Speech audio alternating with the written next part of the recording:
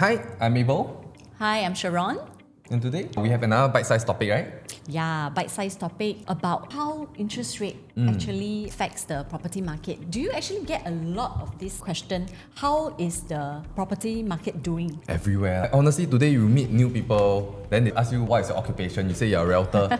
The first thing, I mean, even if they're not keen on the market itself, Yeah. right, they will still ask you as like a friendly opener. So they always ask this kind of thing. Yeah, like how's the property market? You know, with so much happening in the market like wars, tariffs, interest rate, inflation and the economy uncertainties, how will these events actually affect us as property buyers? I think not only for clients, but also for agents itself is a hot topic among ourselves. Yeah, a lot of chit chats around surrounding these few topics. But in particular, we have one topic that we like to share today is the interest rate. So I think maybe from this slide itself, right, this is just a comic drawn, but showing a seller who has one unit to sell, which I think is most of us. Yeah. In general, I wish we are multi-property owners, but most wish of us only have one or two. As compared to another seller over here, which has many properties to sell, and they have a time frame to sell off as well. So again, with this, right, when as sellers in these two situations, which seller will be more worried when you hear all the noises out there? All the interest rates, market, all that kind of thing.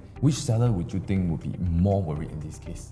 So over here, actually, we will see, if today I hear all the noises out there, Sharon, today let's say I'm an owner and you are my agent, do you think it's likely that I will call you and say, hey Sharon, I see all the news out there, hey, maybe you help me minus another 150,000 to 200,000 from our asking price? Do you think that is possible? So basically, right, actually not really. Because if seller understands that there is no direct or immediate impact from all these events that is happening, if this house that they don't sell, they can still stay in, right? It's okay for them to still stay in and enjoy the space. Basically, unlikely they will make significant price adjustments purely based on these noises. Won't because of these noises, cannot sleep at night. At least not for me. I don't get sellers calling me to adjust price. How about yourself? Depends, but definitely not a drastic drop in the pricing. That kind. Depends on situations, you know, timeline that they need to sell the house, but purely based on all this happening in the news, not at the moment. I didn't receive such price adjustments. But what about this owner over here? Do we know someone like that?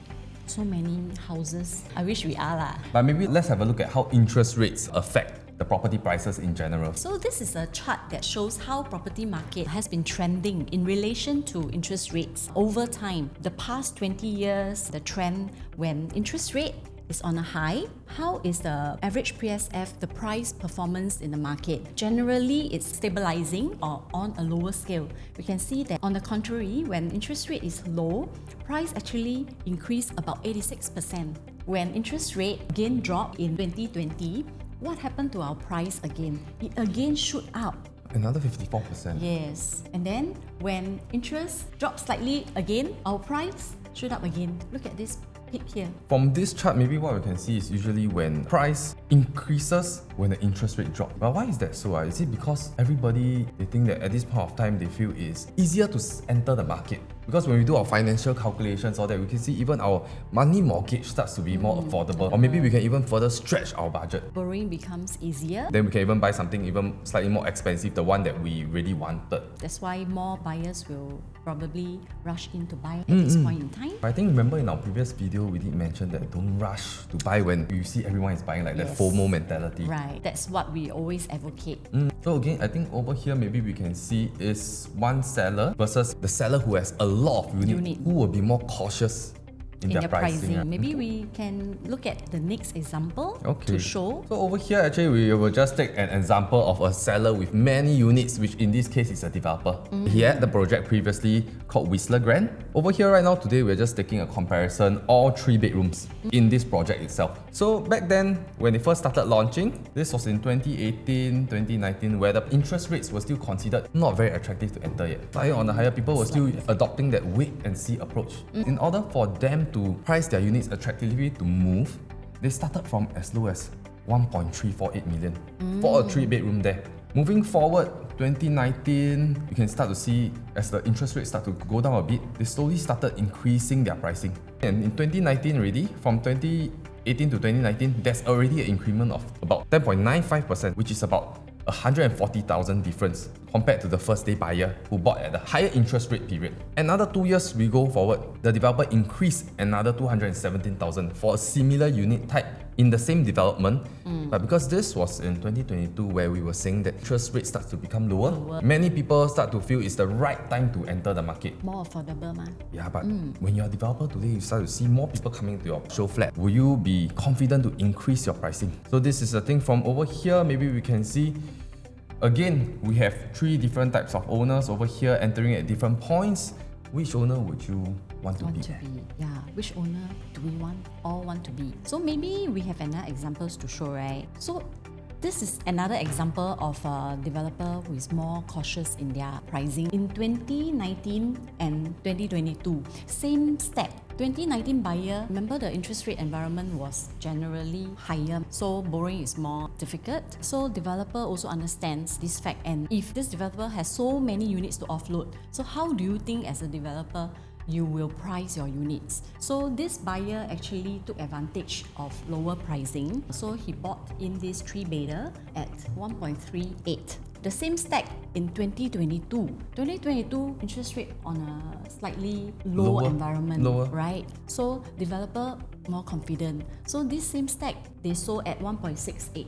A whooping almost 300,000 difference. Ultimately, this is what we want to show: interest rate versus the property prices, and a seller with 1 unit and many units. So can I say you pay more when the interest rates looks more attractive?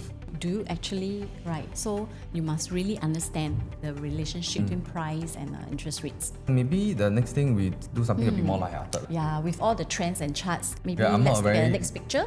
So Abel, if today, right, you walk into a show flat like that, nobody on it, alone you walk in, will you buy or not? Walk in with you, right? You're my agent, right? I'm not your agent. You are my agent. Let's say you're my agent. You bring me to this kind of show flat, maybe I'll be a bit scared. Is it you're trying to ask me to help you clear off the balance stock? Like the nobody want those kind of units, or something buy? wrong here? Why so empty? Why so empty? Scared, right? Versus this. So you mean you won't buy in the environment, you will go into this kind of mad rush and buy in this situation? Which one will you buy? Today, as a pure consumer point of view, right, I look at this, right, is how I look at when I go buy chicken rice. One store, nobody. One store, everybody queuing up. I confirm think that chicken rice, the one that has a long queue, must be having very good food. It's normal Must be nice. to be FOMO, right? Yeah. So basically, there's no wrong, no right. But based on our research, right, we actually have other examples to show you. Let's take a look. So this is again something I think people have been always talking about, have been using or referring to. Pasir Ris 8, one of the launches that happened that was so highly sought after. But also maybe we can take reference, back then their launch was in around 2021, 2022. For this, right, Pasir Ris 8 itself, right, of course it also, at the point of time, the interest rates were considered attractive. And also this project, because of its integrated next to MRT, mall and everything, has a high demand. So as a developer, they saw many buyers coming in to wanting to get a piece of their property, a unit in itself. So initially their launch price, they wanted to start launch at 1,400 PSF. But of course, seeing this huge demand, on the same day itself, they increased the remaining balance units to 2,000 All PSF. in one day. All in one day. This is a good example of when the developer, I would say, is confident in the market, in their unit, their product itself. Right, but I don't think this is just one-off example, right? So here's another example that we see. There was a more recent launch late last year. This was Chuan Park actually. So Chuan Park itself, right, we are taking a reference all on same day, the sales price, we see a huge jump.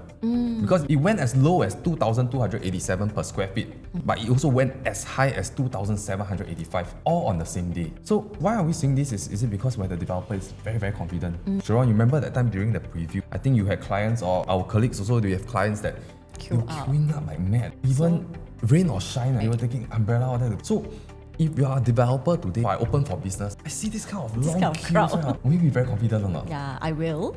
I mean, you definitely feel that you have the ability to increase the pricing because there is this huge demand for your units. Yes. Another example, on the contrary, what about when interest rate is on a high?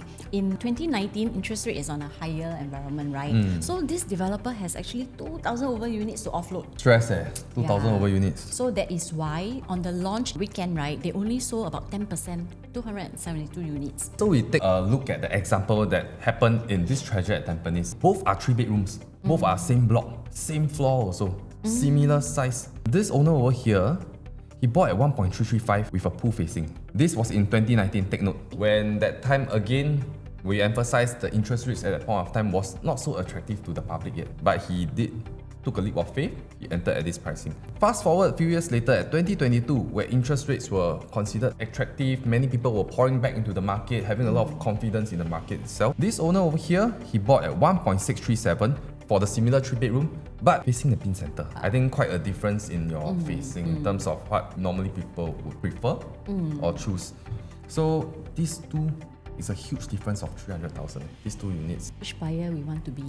Yeah, which buyer would you wish you were to be in? So Right. actually, right, today, very simple lah, Sharon. We've been talking like that means when interest rate is high, we should buy because property price should be low. And then when interest rates are low, we better don't buy because property prices will be very high. Is that how we should look at it? So basically what we have shared earlier with all the trends and charts, right, is to help us understand how property prices in relation to interest rate. So today, are we on a high or low interest rate I think that is environment? still very subjective because some people feel that it may drop further, some people feel that no, it may increase, even though whatever the Fed say or the news and all that. Right, so that one we do not want to speculate. So basically, if today you are also in a lookout, you are in the market looking to enter, do reach out to us because we do have more analysis to show. After all, buying property is a big commitment. We also want to see how we can actually help you spot good opportunities. So do reach out to us. I'm Sharon. I'm Abel, and we'll be looking forward to seeing you guys soon. Bye.